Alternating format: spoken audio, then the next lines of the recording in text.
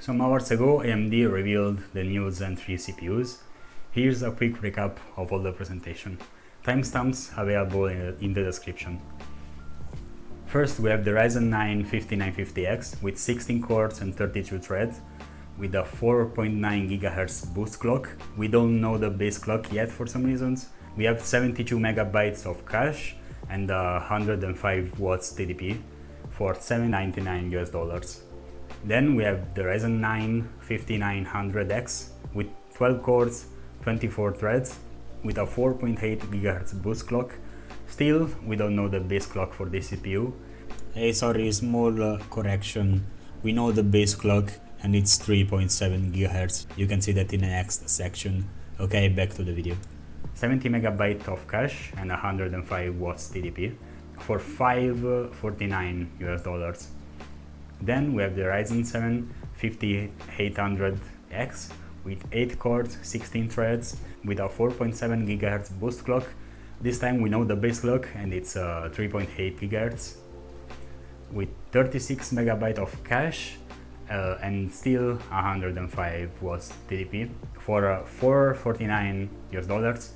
And last, the Ryzen 5 5600X with 6 cores, 12 threads with a 4.6 GHz boost clock, 3.7 GHz base clock with 35 megabytes of cache and this time a 65 watts TDP at $299 US. All these 4 CPUs are 7 nanometers like last gen and they will be available November 5th. They have an higher frequency and an higher IPC compared to the last gen. The IPC is around 19% higher and also less latency. Unfortunately, no Ryzen 3 for the moment, but they will probably announce them more down the line. The most hyped CPU was for sure the 5900X.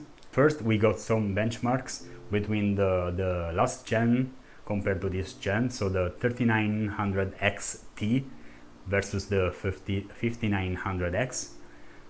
On Shadow of the Tomb Raider at 1080p high, we have with the 3900 XT an average of 141 FPS compared to the 5900X with 181 average FPS, and this is an increment of around 28%, and to be honest that's a lot.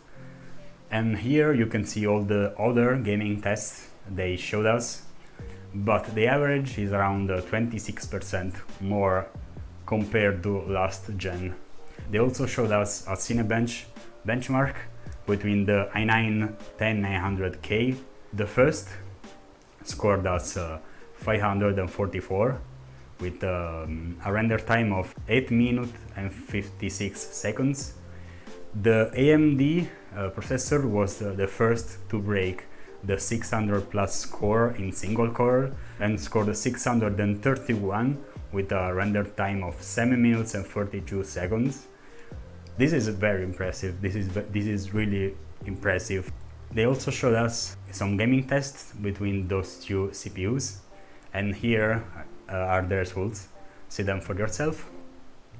They also let us see some benchmarks for the 5950X, and they split them in content creation tests and gaming tests.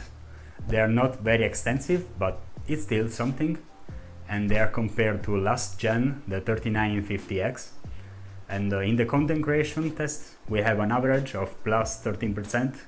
In the gaming test, we have an average of plus 25%.